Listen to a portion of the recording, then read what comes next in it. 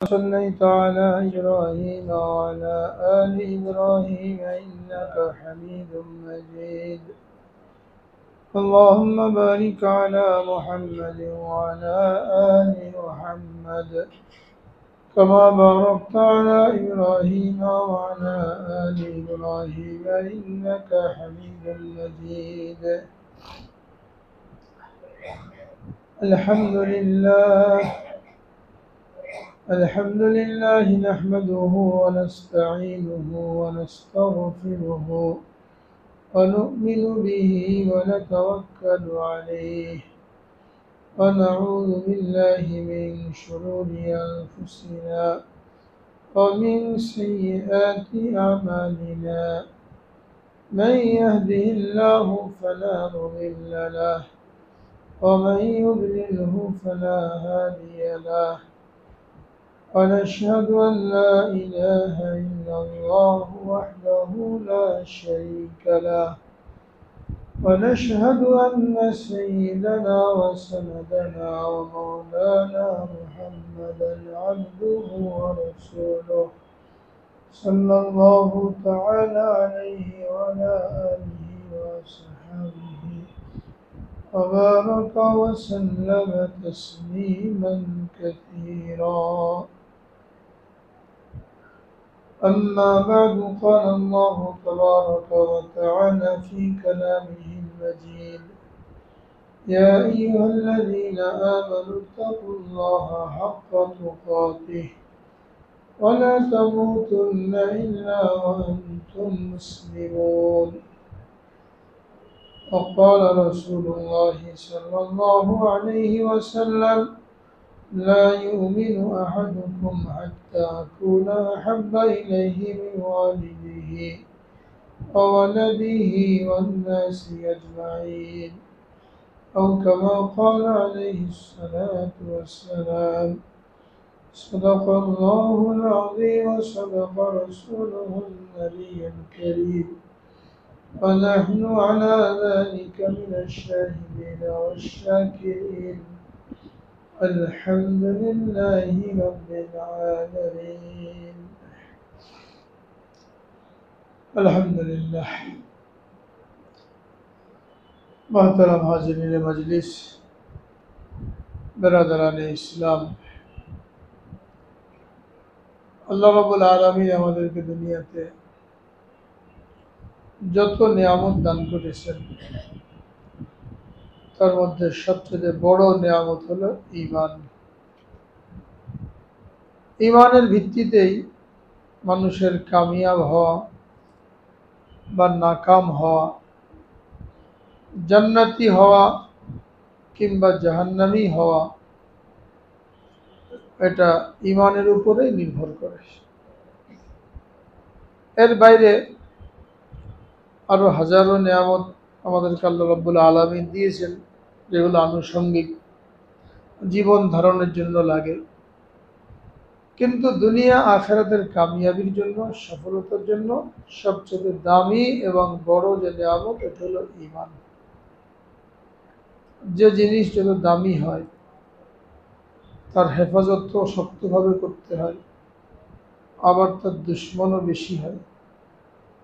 যেহেতু মানুষের জান্নাত কিংবা জাহান্নামের ফয়সালা এটা ঈমান থাকা না থাকার উপরে নির্ভর করে, এই জন্য মানুষের সবচেয়ে বড় দুশ্মন শয়তান, সে প্রতিটি মুহূর্তে চেষ্টা করে মানুষকে বেঈমান করার জন্য, ঈমান হারা করার জন্য চেষ্টা করে, সারা জীবন চেষ্টা করতে থাকে।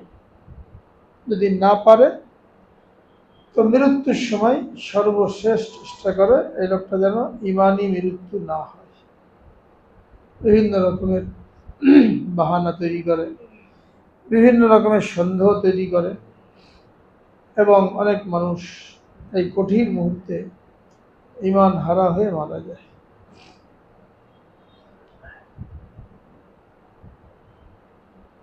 তো এই ঈমান আমরা কি করে সংরক্ষণ করব, মৃত্যু পর্যন্ত এই ঈমানের উপরে আমরা কি করে বহাল থাকব, এবং মৃত্যুর সময় ঈমানি মৃত্যু কিভাবে নসিব হবে, এর জন্য জরুরি হলো জীবদ্দশায় ইমানের গুরুত্ব উপলব্ধি করে ইমানের হক আদায় করা, ইমানের দাবি পুরা করা,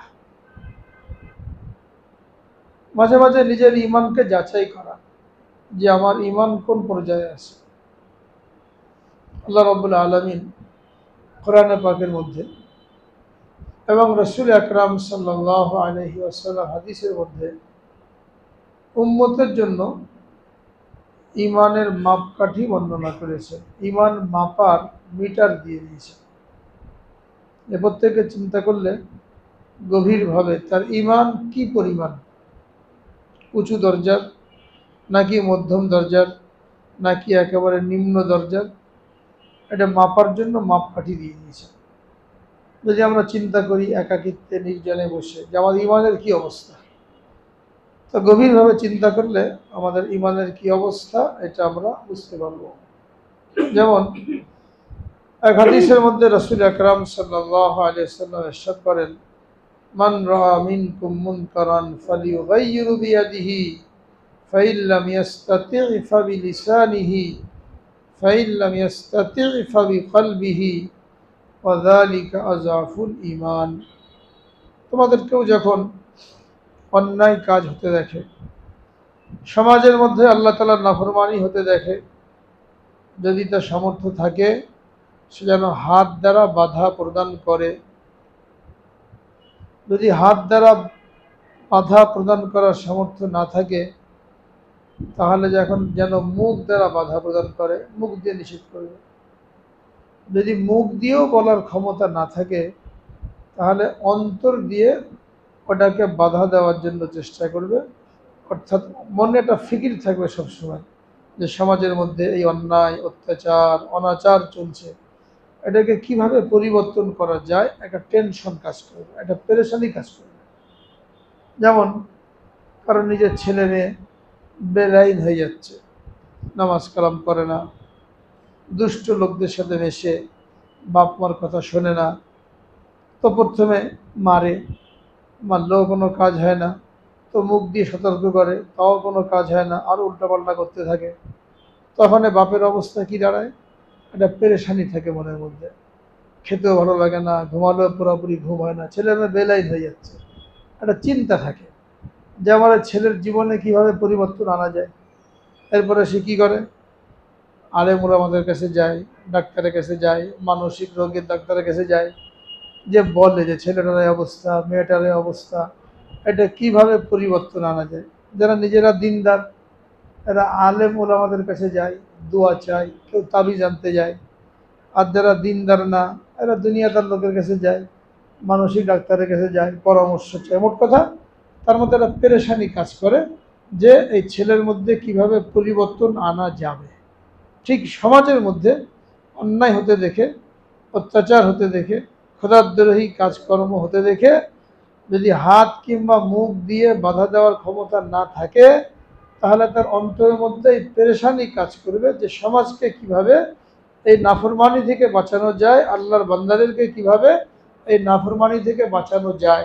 এর জন্য সে কি করবে, যদি দিনই কোনো বিষয় হয় আলেম ওলামাদের কাছে যাবে, যদি সামাজিক কোনো অবক্ষয় হয় তো সমাজে যারা দায়িত্বশীল চেয়ারম্যান মেম্বার এদের কাছে যাবে, থানা পুলিশের কাছে যাবে, যে এটাকে বন্ধ করার জন্য অনুরোধ করবে, একটা পেরেশানি কাজ করবে। তো হাদিসের মধ্যে যেটা বলা হয়েছে, যদি হাত দিয়ে বন্ধ করার ক্ষমতা থাকে তো করো, মুখ দিয়ে হলে মুখ দিয়ে করো, নতুবা অন্তর দিয়ে পরিবর্তন করার জন্য চেষ্টা করো, এই সূরাতে যেটা বলা হলো। এবং বলা হয়েছে যালিকা আযআফুল ঈমান, এটা হলো ঈমানের সর্বনিম্ন স্তর। অর্থাৎ ঈমানের একটা মজবুত না যে আমি হাত দিয়ে বাধা দিতে পারি, এরকম মজবুত না যে আমি মুখ দিয়ে বাধা দিতে পারি, তাহলে কমপক্ষে অন্তরের মধ্যে এই বোধ থাকতে হবে। এটা সর্বনিম্ন স্তর, এর নিচে কোনো স্তর নেই। এটা হলো ঈমান মাপার মাপকাঠি। এখন আমরা প্রত্যেকে যদি চিন্তা করি যে আমার সমাজে, বাড়িতে, পরিবারে ছেলেমেয়ে কত উল্টোপাল্টা করেছে, এদের মধ্যে পরিবর্তন আনার জন্য, আমার স্ত্রীর মধ্যে পরিবর্তন আনার জন্য, আমার ছেলেমেয়ের মধ্যে পরিবর্তন আনার জন্য, আমার ভাই বেরাদারের মধ্যে পরিবর্তন আনার জন্য আমার অন্তরে কতটুকু ফিকির কাজ করে। যদি ওই পেরেশানি কাজ করে তাহলে আমি ইমানের সর্বনিম্ন স্তরে আছি, আর ওই পেরেশানিও নেই। তো সর্বনিম্ন স্তরের নিচে আর কি আছে? আপনি কিছুই নেই। ছেলে মেয়ে উল্টা পাল্টা করে, বেপর্দা, নামাজ নাই, কালাম নাই, স্ত্রী বেপর্দা, লাগামহীন ছেড়ে দিয়েছি, যা মন চাই করুক। বলিও না কোনো সময় চলো নামাজটা পড়ে আসো, স্ত্রীকে বলিও না পর্দাটা করো, মেয়েকে বলিও না কোরআন শরীফ পড়ো, যা মন চাই করো। এরা বড় বোঝে, বুদ্ধি হয়েছে, আমার বলার কি আছে? এরাকে আমার যদি লাগামহীন ছেড়ে দিই তাহলে আমার ইমানকে এখন আমি নিজেই মাপতে পারি যে সর্বনিম্ন স্তরেও নাই। শুধু নামাজ পড়লে ইমানদার হয় না, মসজিদে আসলে ইমানদার হয় না। ইমানের অনেকগুলো আলামত বলা হয়েছে, ৭৭টা আলামত আছে ইমানের। ইমানের ৭৭টা শাখা আছে, অনেকগুলো আলামত বলা হয়েছে। তার মধ্যে একটা আলামত এটা যে আল্লাহর নাফরমানি হতে দেখে তার অন্তরে এই পেরেশানি কাজ করবে, বিশেষ করে নিজের পরিবার পরিজন, ছেলে মেয়ে, এটা যদি থাকে তাহলে সর্বনিম্ন স্তর। এটা হলো একটা মাপকাঠি। আর একটা মাপকাঠি রসুল আকরাম সাল্লাল্লাহু আলাইহি সাল্লাম বলে দিয়েছেন, লা ইউমিনু আহাদুকুম হাত্তা আকুনা আহাব্বা ইলাইহি মিন ওয়ালিদিহি ওয়া ওয়ালাদিহি ওয়ান নাসি আজমাইন। তোমাদের কেউ ততক্ষণ পর্যন্ত পরিপূর্ণ মুমিন হবে না যতক্ষণ পর্যন্ত আমি তার নিকট তার পিতা মাতা, ছেলে মেয়ে, এমনকি দুনিয়ার সমস্ত মানুষ থেকে বেশি প্রিয় না হবে। সবার চেয়ে বেশি প্রিয় নবীজিকে বানাতে হবে, তাকে ভালোবাসতে হবে। ভালোবাসি কিনা এর আলামত হলো তার আদর্শ সুন্নত আমার নিজের মধ্যে কতটুকু আছে। এটা মুখে দাবি করার জিনিস না, নাম শুনে মুখে চুমা খাওয়ার জিনিস না। অনেকে নাম শুনলে মুখে চুমা খায়, মহব্বত দেখায়, এটার নাম মহব্বত না। মহব্বত হলো রাসূল আকরাম সাল্লাল্লাহু আলাইহি সাল্লামের আদর্শ সুন্নত তরিকা, যেটা তিনি উম্মতের হেদায়েতের জন্য, নাজাতের জন্য রেখে গেছেন, এটাকে পরিপূর্ণভাবে নিজের জীবনে বাস্তবায়ন করা, এটা হলো মহব্বতের আলামত। এটাই আল্লাহ রাব্বুল আলামিন কোরআনে পাকের মধ্যে জানিয়ে দিয়েছেন, যদি ৮টা জিনিসের মহব্বত তোমার মধ্যে আল্লাহ আল্লাহর রসুলের মহব্বতের তুলনায় বেশি হয় তাহলে আল্লাহর পাকড়াওয়ার জন্য অপেক্ষা করো। এটাই ইমানের মাপকাঠি। قل إن كان آباؤكم وأبناؤكم وإخوانكم وأزواجكم وعشيرتكم وأموال اقترفتموها وتجارة تخشون كسادها ومساكن ترضونها أحب إليكم من الله ورسوله وجهاد في سبيله فتربصوا حتى يأتي الله بأمره والله لا يهدي القوم الفاسقين। এই আয়াতের মধ্যে আল্লাহ রাব্বুল আলামিন বলেন, যদি এই ৮টা জিনিস যার নাম উল্লেখ করেছেন এইগুলো আল্লাহ আল্লাহ রসুলের মহব্বতের তুলনায় তোমাদের নিকট বেশি প্রিয় হয় তাহলে আল্লাহর পাকড়াওয়ার জন্য অপেক্ষা করো। এবং এদেরকে আল্লাহ রাব্বুল আলামিন ফাসিক বলে অভিহিত করেছেন। আল্লাহু লা ইয়াহদিল কওমাল ফাসিকিন। আল্লাহ আল্লাহ রসুলের মহব্বতকে বাদ দিয়ে যারা এই ৮টা জিনিসের মহব্বতকে অন্তরে বসালো আর ওইগুলো বাস্তবায়ন করতে যে আল্লাহর হুকুমকে লঙ্ঘন করলো, আল্লাহ রসুলের তরিকাকে লঙ্ঘন করলো, এ ব্যক্তি ইমানের অনেক নিচে। ইমানের মাপকাঠিতে মাপলে দেখা যাবে ইমান নাই। তো প্রত্যেকেরই চিন্তা করা দরকার যে ৮ জিনিসের মহব্বত আমার অন্তরে কি পরিমাণ। এটা নিয়ে আলোচনা হচ্ছিল। গত সপ্তাহে ৩টা বিষয় আলোচনা হয়েছিল। কুল ইন কানা আবাউকুম ওয়া আবনাউকুম ওয়া ইখওয়ানুকুম, তোমার বাপ দাদা এদের মহব্বতের তুলনায় আল্লাহ আল্লাহ রসুলের মহব্বত বেশি হতে হবে। বাপ দাদা যা কিছু করে গেছে যদি শরিয়ত বিরোধী হয়, আল্লাহর হুকুম পরিপন্থী হয়, তো এই দোহাই দিয়ে ওটাকে আঁকড়ে ধরলে হবে না যে বাপ দাদা কি ভুল করে গেছে। করতে পারে ভুল, এলেম কালাম ছিল না, ভুল করতেই পারে, বা ভুল এলেম ছিল, ভুল করতেই পারে। কিন্তু ওইটাকে পুঁজি বানিয়ে, ওটাকে দলিল বানিয়ে আমি আপনি ওইটাই করলাম, যখন আমার আপনার সামনে কোরআন হাদিস থেকে স্পষ্ট জিনিস তুলে ধরা হলো, এটা হারাম, এটা শিরিক, এটা বেদাত। এখন আপনি যদি বলেন বাপদাদারা করে গেছে, তারা কি ভুল করেছে? তাহলে বোঝা গেল আল্লাহর হুকুমের সামনে বাপ দাদার মহব্বত এটাকে আমি বেশি প্রাধান্য দিলাম। ২ নম্বরে বলা হয়েছে আবনা হুকুম, সন্তান সন্ততি, ছেলে মেয়ে, এদের মহব্বতের তুলনায় আল্লাহ আল্লাহ রসুলের মহব্বত বেশি থাকতে হবে। বেশি আছে কিনা বুঝবো কীভাবে?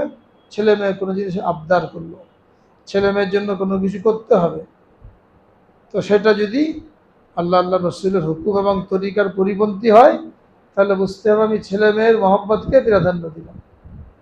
দুনিয়াদার বানাতে যে, বড় চাকরিওয়ালা বানাতে যে, বড় ডিগ্রিওয়ালা বানাতে যে বেপর্দা বানিয়ে দিলাম, বেনামাজি বানিয়ে দিলাম, গুনাহওয়ালা বানিয়ে দিলাম, ইমানটাকে ঝুঁকির মধ্যে ফেলে দিলাম। এর অর্থ কি দাঁড়ালো? যে আল্লাহ তাআলা যে বলছিলেন ছেলে মেয়ের চাইতে আল্লাহর মহব্বত বেশি হতে হবে, অর্থাৎ ছেলে মেয়ের মধ্যে আল্লাহর হুকুম জারি করার জন্য যা কিছু দরকার করতে হবে, আল্লাহ রসুলের তরিকা জারি করার জন্য যা কিছু দরকার করতে হবে করলাম না। ছেলে মেয়েকে মানুষ করলাম, অনেকে বলে আমার ছেলে মেয়ে মানুষ হয়েছে, ইস্টাবলিশড হয়েছে, নিজের পায়ে দাঁড়িয়েছে। যদি আখেরাতমুখী না হয়, যদি ইমানদার না হয়, যদি নামাজি না হয়, যদি পর্দাওয়ালা না হয়, আখেরাতের প্রস্তুতিওয়ালা না হয়, যত বড় ডিগ্রিওয়ালা হোক, যত টাকা পয়সা কামাই করানোওয়ালা হোক, এদেরকে তো আমি নিজের হাতে জাহান্নামে ঠেলে দিতাম। এখন গর্ব করার কি আছে? আমার ছেলে মেয়ে 2 লাখ টাকা বেতনে চাকরি করে, এতগুলো গাড়ির মালিক, এতগুলো বাড়ির মালিক, আমেরিকায় থাকে, ইংল্যান্ডে থাকে, খুব গর্বের সাথে বয়ান করি। এগুলো কোনো গর্বের জিনিস না। কতটুকু দিনদার, কতটুকু আল্লাহওয়ালা, কতটুকু আখেরাতমুখী, এটার উপরে নির্ভর করবে যে আপনি তার হক কিভাবে আদায় করবেন। আমরা ওই পরিচয় দিয়ে গর্ববোধ করি, আমার ছেলে এরকম, আমার নাতিপুতা এরকম, মেয়ে এরকম, এইগুলো পরিচয় দিয়ে গর্ববোধ করি। কিন্তু এগুলো কোনো গর্বের জিনিস না। যদি দিনদারি না থাকে, পর্দা না থাকে, আল্লাহর হুকুম না থাকে, তাহলে তারা তো নিয়ে জাহান্নামে যাবেই, এই বাপ মাকেও জাহান্নামে নিয়ে যাবে। কেন? এদের হক আদায় করে নেই। হক আদায় না করলে তারা একারা জাহান্নামে যাবে না। হাদিসের মধ্যে বলা হয়েছে পিতামাতা তার সন্তানকে সবচেয়ে বড় যে উপহার, উপঢৌকন দিয়ে যায়, এটা হলো তাকে দিনদার বানিয়ে গেল, দিনই শিক্ষা দিয়ে গেল। এটা হলো সন্তানের জন্য সবচেয়ে বড় উপঢৌকন। গাড়ি বাড়ি রেখে যাওয়া, বড় শিক্ষিত বানানো, খোদাদ্রোহী নাস্তিক বানানো, এটা কোনো বড় উপহার না। বড় উপহার হলো তাকে আমি কতটুকু দিন শিক্ষা দিতে পারবো। এখানে পরীক্ষা হবে ইমানের, যে কার মহব্বত বেশি। 2 নম্বর, 3 নম্বর, ভাই বেরাদার। অনেক সময় ভাই বেরাদারের কারণেও মানুষ গুনার মধ্যে লিপ্ত হয়। পক্ষপাতিত্ব করতে যে, স্বজন প্রীতি করতে যে কত মানুষ নীতি নৈতিকতা এগুলোকে জলাঞ্জলি দিয়ে বসে। যারাই এমন জায়গায় চাকরি করে যে অন্যকে চাকরি দিতে পারে, তো আমাদের দেশে দেখা যায় কি অবস্থা, ওই ভাই বেরাদার এদেরকে প্রাধান্য দেয়। যোগ্যতা না থাকলেও, সার্টিফিকেট না থাকলেও জাল টাল তৈরি করে, মিথ্যা সার্টিফিকেট তৈরি করে ভাই বেরাদারকে চাকরিতে ঢুকিয়ে দিল, যেটা তার জন্য কি ছিল না, অনুমতি ছিল না। যোগ্যতা লাগবে ভাই বেরাদারের মহব্বতে, স্বজন প্রীতি যেটাকে বলা হয়। এটাও কিয়ামতের দিন পাকড়াও হবে। যে ভাইয়ের জন্য করলাম, কানুন বদলে দিলাম, কানুন লঙ্ঘন করলাম, এই ভাই বেরাদার আমার কোনো কাজে আসবে?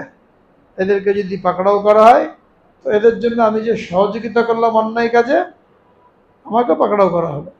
এই জন্য নিষেধ করেছেন। মহব্বত ঠিক আছে, ভাই বোনের হক আদায় করতে হবে, কিন্তু ওটা আল্লাহর হুকুমকে লঙ্ঘন করে না, আল্লাহ রসুলের তরিকাকে লঙ্ঘন করে না। 4 নম্বর, আজওয়াজুকুম, তোমাদের স্ত্রী, এদের মহব্বতের তুলনায় আল্লাহ আল্লাহ রসুলের মহব্বত অন্তরের মধ্যে বেশি থাকতে হবে। এখানে আমরা আমাদের ইমানকে পরীক্ষা করতে পারি। স্ত্রী মহব্বতের কারণে আমি আল্লাহ পাকের হুকুমকে কতটুকু লঙ্ঘন করে চলছি, স্ত্রীকে খুশি করার জন্য আল্লাহর হুকুমকে কতটুকু লঙ্ঘন করে চলছি, তালাশ করলে দেখা যাবে। অনেকে বলে যে স্ত্রীকে খুশি রাখতে হবে, সবাইকে খুশি রাখতে হবে, কিন্তু খুশি রাখার মূল নীতি আছে। সেটা কি? লা তাআতা লিমাখলুকিন ফি মাসিয়াতিল খালিক, আল্লাহর নাফরমানি করে কোনো মাখলুকের আনুগত্য করা যাবে না। যদি বাপ মাও হয় তারও আনুগত্য করা যাবে না। স্ত্রী দূরের কথা, ভাই বোন তো দূরের কথা, সবচেয়ে বেশি হক বাপ মার।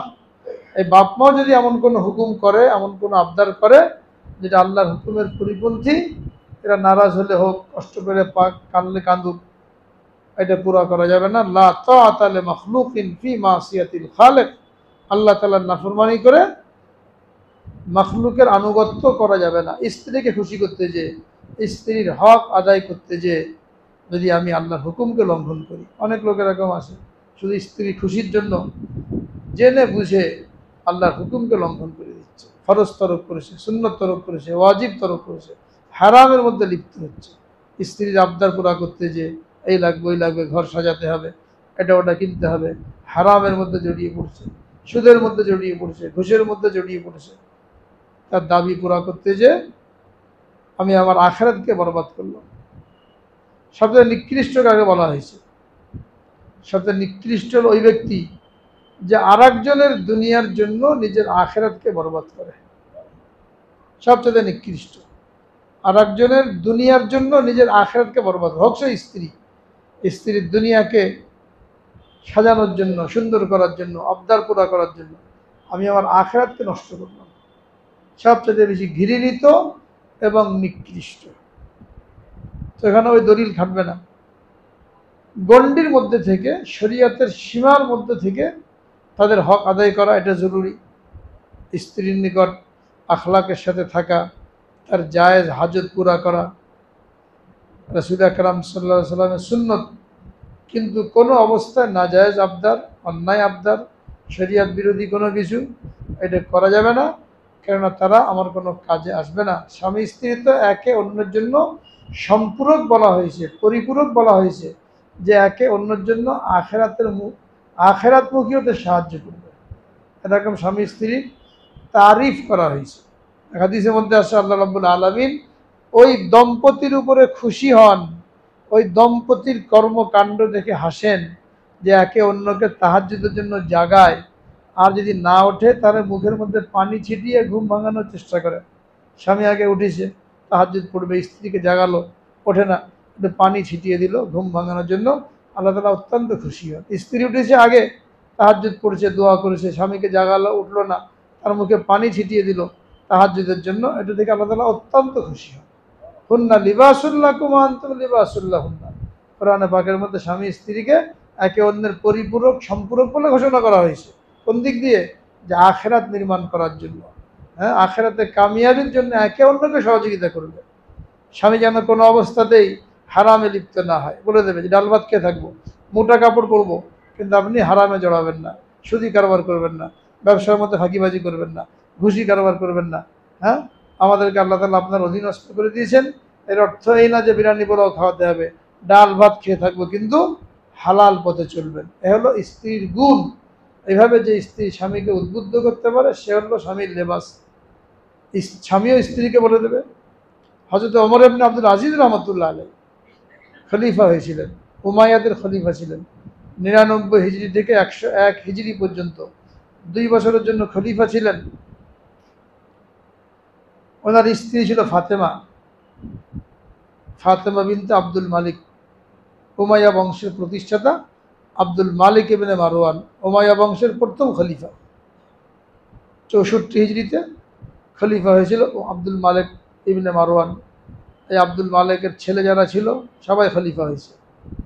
সুলাইমান ইবনে আব্দুল মালিক, ইয়াজিদ ইবনে আব্দুল মালিক, ওলীদ ইবনে আব্দুল মালিক, এরা সবাই খলিফা, উমাইয়া বংশের প্রতাপশালী খলিফা। এই খলিফারই কন্যা ফাতেমা।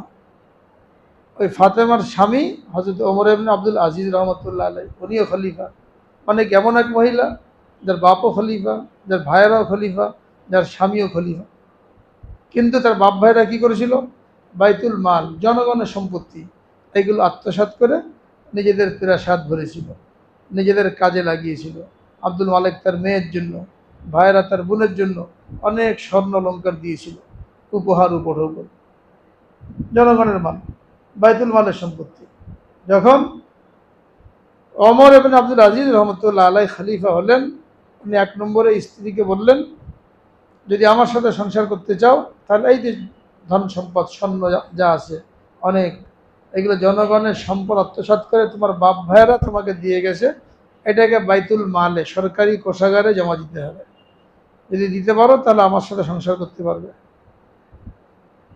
নইলে আলাদা হয়ে যেতে হবে। স্ত্রীকে আল্লাহ তাআলা দিনদারি দিয়েছে। উনি বললেন যে আমি দুনিয়ার পরিবর্তে, স্বর্ণ রূপার পরিবর্তে আপনাকে গ্রহণ করলাম, সব জমা দিয়ে দিয়েছে। এ হলো স্বামী স্ত্রী একে অন্যের জন্য পরিপূরক। দুনিয়া সাজাবে না, স্বামীকে বাধ্য করবে না হারাম কামাইয়ের জন্য, স্বামীও কোনো প্রশ্রয় দেবে না। ওয়া জুকুম ব্যাখ্যা করলে অনেক লম্বা, আমরা নিজেরাই বুঝতে পারবো যে স্ত্রীদের কোন আবদার পুরা করতে যে আমি আল্লাহর হুকুমকে লঙ্ঘন করলাম, আল্লাহ রসুলের তরিকাকে লঙ্ঘন করলাম। স্ত্রী পর্দায় থাকতে চায় না, বেপর্দায় ঘুরে বেড়ায়, তার সাথে দেখা সাক্ষাৎ করে, চাকরি বাকরি করতে চায়, ভাই বেড়াদের সাথে গল্প গুজব করতে চায়, কোনো অবস্থায় ঘরে থাকতে রাজি না, স্বামীর বন্ধুর সাথে, স্বামীর ভাইদের সাথে গল্প গুজব, অনেকে আবার চাকরিও করতে চায়, স্বামী নিষেধ করলেও শোনে না। তো স্বামী বলে কী আর করা, যা মন চায় করুক। এই যা মন চায় করুক বললে হবে? সে যখন জাহান্নামে যাবে এই স্বামীকেও জাহান্নামে নিয়ে যাবে। একজন মহিলা 4 জন পুরুষকে জাহান্নামে নিয়ে যাবে। পর্যায়ক্রমে একজন মহিলা 4 জনের অধীনস্থ থাকে, জন্মের পর থেকে বিবাহ পর্যন্ত বাপের অধীনে থাকে। তখন বাপের জন্য জরুরি হলো তাকে দিনদার বানানো, দিনদারি শেখানো, এলেম আমল শেখানো।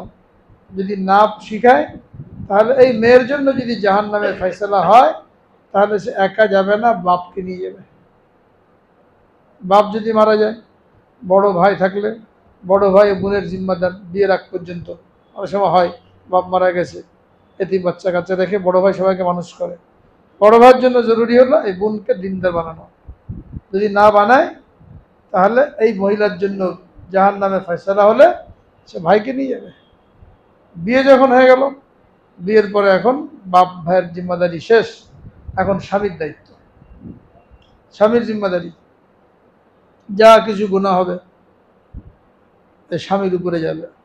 অনেকে বিয়ে করার পরে নতুন নতুন স্ত্রীকে মোবাইল কিনে দেয়, বড় একটা মোবাইল কিনে দিয়েছে। আমি তো অফিসে থাকি, উনি একা একা ঘরে থাকবে, একটা মোবাইল কিনে দিলাম। এখন স্বামী চলে গেছে অফিসে, কাজে চলে গেছে, স্ত্রীকে মোবাইল দিয়ে সারাদিন মোবাইল নিয়ে ব্যস্ত। বিয়ের আগে দেখতে পারে না, বদনাম হবে, বাপ মা বাধা দেবে। এখন বিয়ের পরে ফ্রি, স্বাধীন, এখন সারাদিন মোবাইল নিয়ে ব্যস্ত।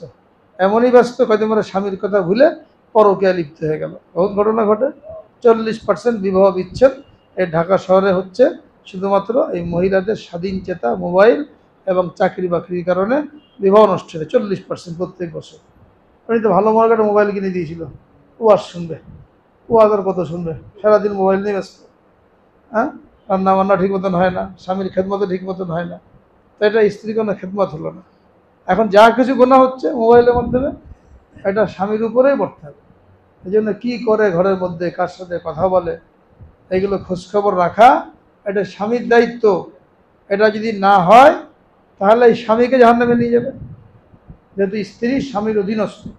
হাদিসের মধ্যে বলা হয়েছে কুল্লুকুম রাইন ও কুল্লুকুম মাসউলুন আন রাইয়াতিহি, তোমাদের প্রত্যেকে জিম্মাদার এবং প্রত্যেককে তার জিম্মাদারি সম্পর্কে জিজ্ঞেস করা হবে। স্বামী তার স্ত্রীর জিম্মাদার। এই স্ত্রী কি করলো, নামাজ কালাম পড়ে কিনা, কোরআন তেলাওয়াত করে কিনা, পাক পবিত্র থাকে কিনা। অনেক মহিলা আছে পাক পবিত্র খবর নাই, নামাজের খবর নাই, কোরআন শরীফ তেলাওয়াত নাই, এগুলো কোনো খোঁজ খবর নেই। রান্না বান্না ঠিক মতন হলো কিনা এইগুলো ঠিক খোঁজ নেওয়া হয়। নামাজটা পড়া হলো কিনা, আজকে কোরআন পাকে কতটুকু তেলাওয়াত করা হলো, কতটুকু গুনাহ থেকে বেঁচে থাকা হলো, এইগুলো বহুত কম স্বামী খবর নেই। এমনকি নামাজ পড়তে জানে কিনা, সূরা কিরাত জানে কিনা, এটা অনেকে বিবাহের পরে জিজ্ঞেস করে না, মনে করে বাড়ি বাড়িতে কিন্তু শিখেই আসছে। অনেকে তো শিখে আসে না, যেন বিয়ের পরপরই এই সবগুলো খোঁজখবর নেওয়া, কোরআন শরীফ পড়তে পারে কিনা, নামাজ পড়তে পারে কিনা, তেলাওয়াত সহি আছে কিনা, পর্দা পশিদা আছে কিনা। যদি থাকে ভালো, না থাকলে তার জন্য ব্যবস্থা করতে হবে, যেন এখন সে যা কিছু বিয়ের আগে ভুল করেছে ওই ভুলটা যেন এখন না হয়। এটা স্বামীর খবর নিতে হবে, এইগুলো জিজ্ঞেস করবে না। দুনিয়া গল্প স্বল্প হবে, রান্নাবান্না ঠিক মতো সব বুঝে নেবে, কিন্তু তার দিনদারি আছে কিনা, নামাজ কালামে পাবন্দি, এটা অনেকেই জিজ্ঞেস করে না, জানেও না যে জিজ্ঞেস করা লাগে। এখানে কি হবে, এই স্বামীকে সে জাহান্নামে নেবে। আর স্বামী যদি মৃত্যু হয়ে যায়, ছেলে পেলে থাকে, তখন বড় ছেলের দায়িত্বে চলে আসে তার মা। এখন ওই ছেলের দায়িত্ব তার মাকে পর্দার মধ্যে রাখা। যদি বাপ নাই, বাপের অবর্তমানে বড় ছেলে সে মায়ের দেখভাল করবে। যদি উল্টাপাল্টা করে সেখানে মা কিছু বলা যাবে না, এরকম না। শরীয়তের গণ্ডির ভিতরে থেকে তাকে আল্লাহর নাফরমানি থেকে বাঁচাতে হবে। যদি না হয় তাহলে ছেলেকেও জাহান্নামে নেবে। তাহলে কি হলো, একজন মহিলা 4 জন পুরুষের জাহান্নামে যাওয়ার কারণ হয়ে যাচ্ছে যদি হক আদায় করা না হয়। এর মধ্যে স্ত্রী হিসেবে যখন কারোর ঘরে আসলো, তখন ওই স্ত্রীর পরিপূর্ণ দিনদারির খোঁজখবর নেওয়া, বিশেষ করে নামাজের পাবন্দি, পর্দার পাবন্দি। হাদিসের মধ্যে কি বলা হয়েছে, যে কোনো মহিলা 4টে কাজ যদি করে তাহলে মৃত্যুর পরে জান্নাতের যে কোনো দরজা দিয়ে ইচ্ছা জান্নাতে প্রবেশ করবে। এটাকে স্বামীকে নিশ্চিত করতে হবে। তার মধ্যে একটা হলো নামাজ পড়া, আর একটা হলো রোজা রাখা, আর একটা হলো পর্দা প্রসিদার সাথে চলা, আর একটা হলো স্বামীর আনুগত্য করা। এই 4টা কাজ যে মহিলা করবে। তোমার 1 নম্বরে কি বলা হয়েছে, নামাজ। 2 নম্বরে রোজা, যেহেতু জাকাত আর হজ সবার উপরে হয় না, কিন্তু নামাজ রোজা সবার উপরে হয়। এখন প্রত্যেকে চিন্তা করি আমার স্ত্রীর কি অবস্থা, নামাজের কতটুকু পাবন্দ। 2 নম্বরে রোজা তো বছরে একবারই আসে। 3 নম্বরে পর্দা প্রসিদা, মানে নিজের সতীত্বের হেফাজত করা। সতীত্বের হেফাজত করার জন্য পর্দা জরুরি। এখন আমার স্ত্রী কতটুকু পর্দা করে, নিজের ভাই ছাড়া কত রকম ভাই আছে, চাচাতো ভাই, খালাতো ভাই, মামাতো ভাই, ফুফাতো ভাই, বানানো ভাই, ধর্ম ভাই, যত রকমের ভাই আছে সমস্ত ভাইয়ের সাথে দেখা সাক্ষাৎ হারাম। দেখা সাক্ষাৎ করা যাবে না আপন ভাই ছাড়া। আপন ভাই 3 রকম, বাপ শরিক, মা শরিক, বাপ মা উভয়ের শরিক। এই 3 রকমের দুধ ভাই আছে, এরা ছাড়া কোনো ভাইয়ের সাথে দেখা করা যাবে না। তার নিজের অন্য কোনো ভাই, না স্বামীর অন্য কোনো ভাই। অথচ এখানে পর্দার খেয়াল করা হয় না।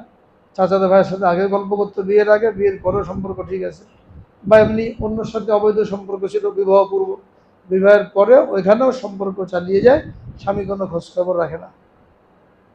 এখন যা কিছু হচ্ছে এই সমস্ত গুনাহ স্বামীর আমল নামায় জমা হচ্ছে, স্বামীকে জাহান্নামে নিয়ে যাবে। ওই জন্য স্বামী স্ত্রীর হক এত বেশি গুরুত্বপূর্ণ যে কোরআনের মধ্যে এবং হাদিসের মধ্যে বিশেষভাবে এই স্বামী স্ত্রীর হক সম্পর্কে আলোচনা করা হয়েছে, যে স্বামী কতটুকু তার স্ত্রীকে দিনদার বানানোর জন্য ফিকির করবে, স্ত্রীর জন্য স্বামীর কতটুকু আনুগত্য করা জরুরি। যদি কোনো অবস্থায় বনিবনা না হয়, বিবাহ হয়ে গেল, উল্টাপাল্টা করে, আগে উল্টাপাল্টা করে আসছে, এখনও উল্টাপাল্টা করে যাচ্ছে, যদি কোনো অবস্থায় বনিবনা না হয়, তো এইখানকার জন্য তালাকের ব্যবস্থা রাখা হয়েছে। তাকে নিয়ে ঘর সংসার করা যাবে না। এটা স্ত্রীর জন্য, স্বামী যদি হারাম কামাই করে, হারাম থেকে ফিরে না আসে বারবার বলার পরেও, তাহলে স্ত্রীর জন্য জরুরি হলো স্বামী থেকে তালাক নিয়ে নেওয়া। আর স্ত্রী যদি উল্টাপাল্টা করে, গুনার মধ্যে লিপ্ত, দিনদারি নাই, বেপর্দা, বেহাপনা, বলার পরেও মানে না, তো অনেক স্বামী আছে কান্নাকাটি করে, অন্যের কাছে অভিযোগ করে স্ত্রী কথা শোনে না। আরে কথা শোনে না তো হযরত ইব্রাহিম আলাইহিস সালাম যখন ইসমাঈল আলাইহিস সালামকে রেখে গেলেন মক্কা শরীফে, 7 বছর বয়সে, 2 বছর বয়সে রেখে গেছেন, দুধ পান করা অবস্থায়, বোধহয় বড় হয়েছেন এখানে। এরপর এখানে বিবাহ হলো। ইব্রাহিম আলাইহিস সালাম আসতেন প্রত্যেক বছর খবর নেওয়ার জন্য। একবার আসছেন, এসে থেকে এক মহিলা ঘরের দরজায় বসে কিছু কাটাকাটি করেছে। বললেন ইসমাইল কোথায়? শিকার করতে গেছে। তোমরা কি অবস্থায় আছো? বলে না, অবস্থা বেশি ভালো না, খানা বানা ঠিক মতন জোটে না, বিভিন্ন অভিযোগ করলেন। উনি ছিলেন ইসমাইল সাল্লামের স্ত্রী। ইব্রাহিম সাল্লাম বললেন তোমার স্বামী যখন আসবে তখন তাকে বললো ঘরের চৌকাঠ পরিবর্তন করতে। এক লোক আসছিল মুরব্বী, বলে গেছে ঘরের চৌকাঠ পরিবর্তন করতে বলে গেছে। ইসমাইল সাল্লাম আসলেন শিকার থেকে সন্ধ্যের সময়। স্ত্রী শোনালো এক লোক আসছিল এরকম বুজুর্গ, তো উনি বুঝতে আব্বাস ছিল। বলে কী বলে গেছে? বলে ঘরের চৌকাঠ পরিবর্তন করতে বলেছে। তুমি কি বলছিলে? বলে জিজ্ঞেস করো কী অবস্থায় আছো তোমরা? আমি একটু অভিযোগ করলাম, অভাব অভিযোগ, শেখায়ত, খানা পেনা হয় না ঠিক মতন। তা বলে আল্লাহ পাকের না শুকরি করেছো, এই জন্য তোমাকে তালাক দিতে বলে গেছে। চৌকাঠ বদলানো মানে তালাক দিতে বলেছে। তো স্ত্রীকে বাদ দিয়ে দিয়েছে। আরো জনকে বিবাহ করেছেন। 1 বছর পর উনি আবার আসছেন, এসে দেখেন দরজায় বসা, জিজ্ঞেস করলেন কী অবস্থা? আলহামদুলিল্লাহ খুব ভালো, কোনো সমস্যা নেই। যে অবস্থা ছিল আল্লাহ পাকে শুকরিয়া আদায় করেছেন এবং প্রশংসা করেছেন। তো বললেন তোমার স্বামীকে বলো যে ঘরের চৌকাঠ ঠিক রাখতে। উনি আসছেন বিকেলবেলা, জিজ্ঞেস করলেন কী অবস্থা, কে আসছিল? ওরা একটা বুজুর্গ। কী বলে গেছে? বলে ঘরের চৌকাঠ ঠিক রাখতে বলেছে। তিনি বললেন তুমি কী বলছিলে? বললাম জিজ্ঞেস করলো কী অবস্থা, কোনো অভিযোগ করি নাই, আল্লাহ পাকের প্রশংসা করেছি। তা বললেন তোমাকে বাকি রাখার জন্য বলেছে, তোমার আচরণে উনি খুশি হয়েছেন, যে এরকমই হওয়া দরকার। যে অবস্থা আল্লাহ পাক রাখেন, আল্লাহ পাকের শুকরিয়া আদায় করা দরকার। তো যদি স্ত্রী এরকম শুকরিয়া না আদায় করে, স্বামীকে বাধ্য করে হারামে চলার জন্য, তো সেখানে বাদ দিয়ে দিতে হবে। তাকে রাখার কোনো যুক্তি নাই, সে হারাম করেছে, তাকে নিয়ে সংসার করলাম। মহিলা তো একজন না দুনিয়াতে, আল্লাহ তাআলা বিকল্প রেখে দিয়েছেন। এইভাবে ঠিক হবে যে স্ত্রীর মহব্বত আমার আপনার অন্তরে কতটুকু, এবং এর দ্বারাই আমরা আমাদের ঈমানকে মাপতে পারবো। ৪ নম্বর যেটা বলা হলো যে স্ত্রীর মহব্বতের তুলনায় ওয়াজওয়াজুকুম, শুধু স্ত্রী না, স্ত্রীর জন্য স্বামী, স্বামীর জন্য স্ত্রী, একে অন্যের মহব্বত আল্লাহর এবং আল্লাহ রসুলের মহব্বতের তুলনায় কম হবে, বেশি হবে না। এই মহব্বতের তুলনায় আল্লাহ রসুলের মহব্বতকে প্রাধান্য দিতে হবে। এটা একটা ঈমানের আলামত। এইভাবে একটা একটা করে আল্লাহ রাব্বুল আলামিন বর্ণনা করেছেন। তো 4টে বয়ান করা হলো, আমরা এগুলো মনে রাখি, নিজেদের সাথে মেলানোর জন্য চেষ্টা করি, এবং এর দ্বারা বুঝি যে আমাদের ঈমানের কী অবস্থা। যদি ভালো হয় আলহামদুলিল্লাহ, যদি না হয় তাহলে জীবনে পরিবর্তন আনার জন্য চেষ্টা করা। বাকি 4টা ইনশাআল্লাহ সামনে আলোচনা হবে। আল্লাহ রাব্বুল আলামিন সকলকে মনে রাখার এবং আমল করার তৌফিক দান করেন। আখিরু দাওয়ানা আলহামদুলিল্লাহি রাব্বিল